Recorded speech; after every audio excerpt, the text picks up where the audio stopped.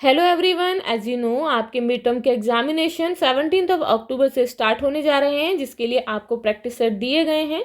तो आपको इन्हें अच्छे से सॉल्व करना है, प्रैक्टिस करनी है और अपने एग्जाम्स की प्रिपरेशन करनी है। तो आज की इस वीडियो में हम क्लास 5th के सब्जेक्ट मैथमेटिक्स का प्रैक्टिस सेट नंबर 1 को सॉल्व करेंगे। तो आइए शुरू करते हैं। यहाँ पर क्वेश्चन है मल्टीपल चॉइस क्वेश्चन। तो फर्स्ट है कंप्लीट द सीरीज।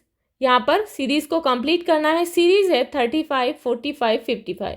तो यहाँ पर कितने का डिफरेंस है? हर बार 10 का। 35 प्लस 10 45, इसमें 10 प्लस हुए 55। अब 55 में 10 प्लस करेंगे कितना आना चाहिए? 65। और 65 में 10 प्लस करेंगे तो कितना आना चाहिए? 75। तो यहाँ पर ऑप्शन दिए गए हैं 95, 75 तो गलत है। 65, 77 ये भी गलत है। 35, 65 ये भी गलत है। 65, 75 तो ये बिल्कुल सही है। तो आंसर होगा option number D. Next is what is the largest 5 digit number. सबसे बड़ी 5 डिजिट नंबर जो है वो कौन सा है? तो यहाँ पर फर्स्ट है 10,000 तो गलत है। ये 10,009 है, ये भी गलत है। 10,040 ये भी गलत है। 99,999 तो आंसर है option number D. Next is which one of the following so 1/4 part shaded. इनमें से कौन सा जो है वो दिखाता है कि जिसका 1/4 पार्ट जो है वो छायांकित है, शेडेड है। तो यहाँ पर इसके कितने पार्ट हैं? 8 हैं, जिनमें से शेडेड है 4 पार्ट। तो इसे किस तरीके से लिखेंगे? तो इसका 4/8 पार्ट जो है वो शेडेड है, तो गलत है। नेक्स्ट यहाँ पर पार्ट है इसके 6, जिनमें से 2 शेडेड हैं। 2/6 पार्ट जो है इसके शेडेड हैं, ये भी गलत है। यहाँ पर इसके 6 पार्ट हैं टोटल, 3 पार्ट जो है वो शेडेड हैं। तो 3/6वां पार्ट जो है इसका शेडेड है, ये भी गलत है। नेक्स्ट है इसके 4 पार्ट हैं, जिसका 1 पार्ट जो है वो शेडेड है। इट मीन्स 1/4वां पार्ट जो है इसका शेडेड है। तो आंसर है ऑप्शन नंबर डी। नेक्स्ट है the formula of area of rectangle is. Rectangle के एरिया का फॉर्मूला क्या होता है? तो यहाँ पर ऑप्शन है 2l + b तो गलत है। 2 × l + b ये भी गलत है। 2l + 3b ये बिल्कुल ही गलत है। आंसर होगा ऑप्शन नंबर डी, यानी कि लेंथ इंटू ब्रेथ, लंबाई गुणा चौड़ाई। अब नेक्स्ट है which figure shows rotational symmetry. इनमें से कौन सी फिगर जो है रोटेशनल सिमेट्री दिखाती है? तो यहाँ पर इसे रोटेट करेंगे, घुमाएंगे तो इसकी जो सिचुएशन है वो बदल जाएगी। इसकी सिचुएशन यहाँ पर बदल जाएगी। नेक्स्ट है यहाँ पर इसे भी इसी तरीके से रोटेट करेंगे, ये भी चेंज हो जाएगी। ये पॉइंट जो है नीचे आ जाएगा। उसके बाद यहाँ पर है जब इसे हम रोटेट करेंगे तो ये जो पॉइंट है इसके अंदर हैं तो ये भी चेंज हो जाएंगे। उसके बाद बचती है ऑप्शन नंबर सी। तो जब हम इसे रोटेट करेंगे तो इसमें कोई डिफरेंस नहीं होगा, ये सेम ही दिखाई देगी। तो आंसर होगा ऑप्शन नंबर सी। नेक्स्ट है आंसर द फॉलोइंग। यहाँ पर आपको आंसर देने हैं।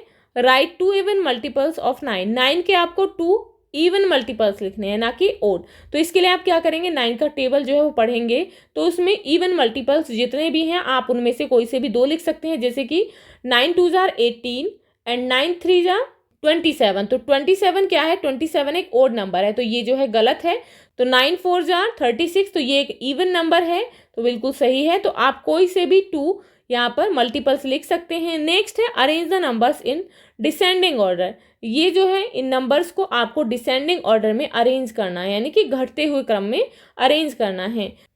तो सबसे पहले लिखेंगे 3,09,85,436। उसके बाद लिखेंगे 4,63,212, देन 99,823। तो आप इस तरीके से इन्हें डिसेंडिंग ऑर्डर में यहाँ पर अरेंज करेंगे।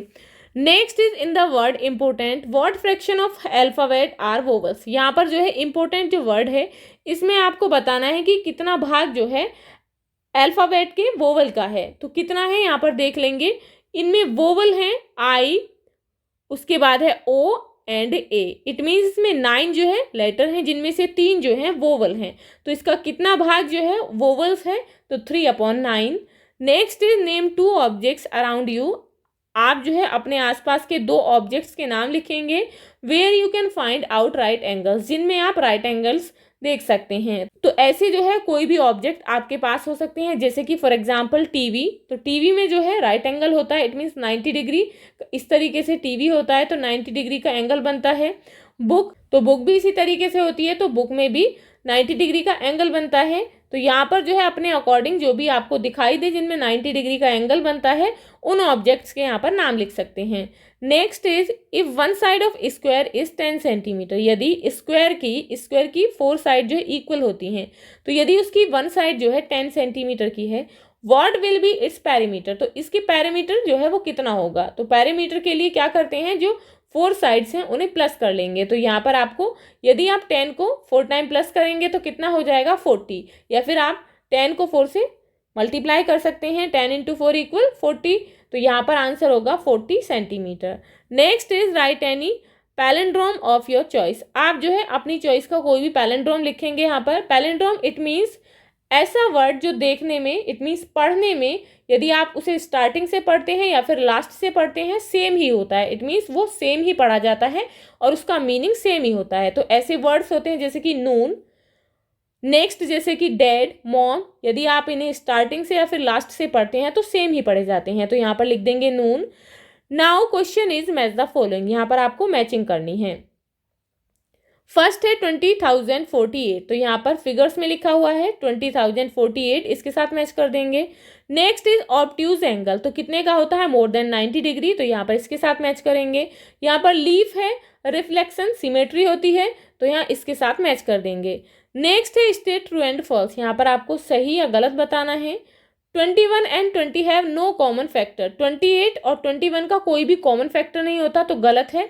21 एंड 28 जो है वो 7 से जो है पूरा पूरा डिवाइड हो जाता है, तो इट मीन्स 7 के टेबल में दोनों ही आते हैं, तो इसका फैक्टर 7 है। 7 3 जार 21 एंड 7 4 जार 28, तो यहाँ पर फॉल्स लिखेंगे। नेक्स्ट है ब्लैक बोर्ड है smaller area than classroom, blackboard का जो एरिया होता है वो क्लासरूम से छोटा होता है, तो बिल्कुल सही है, तो यहाँ पर सही का निशान लगा देंगे। नेक्स्ट इज 4 1/4 मेक 1 होल, यानी कि 4 1/4 मिलकर एक पूरा बनाते हैं, तो बिल्कुल सही है। यदि आप 1/4 को 4 टाइम प्लस कर दें तो इट मीन्स इसका जो पूरा पूरा कितना होगा वो 1 होगा, तो आंसर होगा true. Next is do as directed, जैसा कि बताया गया है आपको वैसा ही कंप्लीट करना है। Right the name of angles formed in clock, clock में जो भी एंगल्स बने हुए हैं आप उनका नाम लिखेंगे। तो यहाँ पर 8 o'clock का टाइम है, तो कौन सा एंगल है, ऑब्ट्यूज एंगल है, इट मीन्स 90 डिग्री से ज़्यादा का यहाँ पर एंगल बन रहा है, तो यहाँ पर लिख देंगे ऑब्ट्यूज एंगल। नेक्स्ट है 3 o'clock, टाइम है क्लॉक में 3 o'clock, तो कौन सा एंगल बन रहा है यहाँ पर, राइट एंगल, यानी कि 90 डिग्री का एंगल है। अब यहाँ पर नेक्स्ट है कंप्लीट द फैक्टर ट्री, यहाँ पर ये फैक्टर ट्री दिए गए हैं जिन्हें आपको कंप्लीट करना है। यहाँ पर है 72, यहाँ पर दिया गया है 8, अब 8 का टेबल पढ़ेंगे तो 72 कब आता है, जब 8 को 9 से मल्टीप्लाई करेंगे, 8 9 जा 72, तो यहाँ पर लिख देंगे 9। अब यहाँ पर 3 दिया गया है, तो 3 का टेबल पढ़ना है, तो 9 कब आता है, जब 3 की 3 में मल्टीप्लाई करते हैं, 3 3 जार 9, तो यहाँ पर लिखेंगे 3। अब यहाँ पर 2 दिया गया है, 2 4 जार 8, यानी कि 2 का टेबल पढ़ना है, तो यहाँ लिखेंगे 4। 8 कब आता है, जब 4 टाइम टेबल पढ़ते हैं 2 का। नेक्स्ट है यहाँ पर 2 दिया गया है, 2 2 जार 4, तो यहाँ लिख देंगे 2, तो आप इस तरीके से इसे कंप्लीट कर लेंगे। अब नेक्स्ट है यहाँ पर है 48, तो यहाँ पर दिए गए 6 एंड 8, 6 8 जार 48। अब यहाँ पर 2 दिया गया है, तो 2 का टेबल पढ़ना है, जब तक 6 आता है तो 2 3 जार 6, यानी कि 2 की 3 से मल्टीप्लाई कर देंगे, तो कितना आ गया 6, तो यहाँ लिख देंगे 3। नेक्स्ट है यहाँ पर 8, यहाँ पर 2 दिया गया है, तो यहाँ पर आपको 2 का टेबल पढ़ना है, तो 8 कब आता है, जब 4 टाइम मल्टीप्लाई करते हैं, 2 4 जार 8। यहाँ पर आप 4 के भी फैक्टर्स लिख सकते हैं, जैसे कि 2 2 जार 4, तो आप इस तरीके से इस फैक्टर ट्री को कंप्लीट कर लेंगे। अब नेक्स्ट है find perimeter and area of the following figure, दी गई फिगर का आप पैरामीटर बताएंगे एंड एरिया बताएंगे। तो एरिया कैसे निकालते हैं, लेंथ इनटू ब्रेथ, यानी कि लंबाई और चौड़ाई की गुणा की जाती है। तो यहाँ पर ये रेक्टेंगल दिया गया है, इसकी लेंथ कितनी है 5 सेंटीमीटर, ब्रेथ है 2 सेंटीमीटर, तो क्या कर देंगे 5 into 2 equal to 10 centimetre square, तो इसकी एरिया कितना है 10 सेंटीमीटर स्क्वायर। अब यहाँ पर पैरामीटर बताना है, तो पैरामीटर के लिए क्या करते हैं, लेंथ प्लस ब्रेथ, जो लंबाई और चौड़ाई है उसे प्लस कर देते हैं और 2 से क्या कर देते हैं मल्टीप्लाई कर देते हैं। तो पैरामीटर इक्वल टू 2 5 + 2, उसके बाद 5 + 2 कितने हुए 7, 2 इंटू 7 इक्वल टू 14 सेंटीमीटर, तो इसके पैरामीटर कितना हुआ 14 सेंटीमीटर। तो इस तरीके से आप पैरामीटर यहाँ आसानी से निकाल लेंगे। Now look at the rate list of a junk seller, यहाँ पर जंक सेलर के आपको रेट लिस्ट देखनी है। Help the owner Ramesh in finding out the answer, आपको ऑनर रमेश की आंसर ढूंढने में मदद करनी है। तो आइटम है, यहाँ पर रेट है, पेपर है 6 rupees, iron 15 rupees, plastic 10 rupees, cardboard 8 rupees. अब क्वेश्चन है हाउ मच विल रमेश पे फॉर 80 किलोग्राम आयरन। रमेश जो है 80 किलोग्राम लोहे के लिए कितने रुपए पे करेगा। तो यहाँ पर आयरन के जो प्राइस हैं वो है 15 रुपीज़ पर केजी। तो यहाँ पर 15 को 80 से मल्टीप्लाई कर देंगे तो कितना हो गया 1200 उसे पे करने हैं। नेक्स्ट है find out 3 times of plastic rate is equal two times iron rate. यहाँ पर क्या करना है आपको, प्लास्टिक रेट के 3 टाइम कितना होगा, 3 टाइम ऑफ प्लास्टिक रेट। तो क्या करेंगे 10 की मल्टीप्लाई करेंगे 3 से, 10 3 जार 30।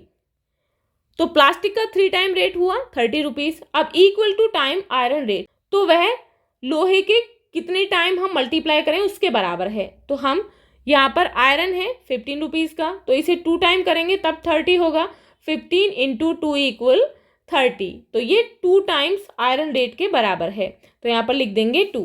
तो आप इस तरीके से अपने इस प्रैक्टिस सेट को कंप्लीट करेंगे, अच्छे से सॉल्व करेंगे। मिलते हैं नेक्स्ट वीडियो में नेक्स्ट प्रैक्टिस सेट के साथ।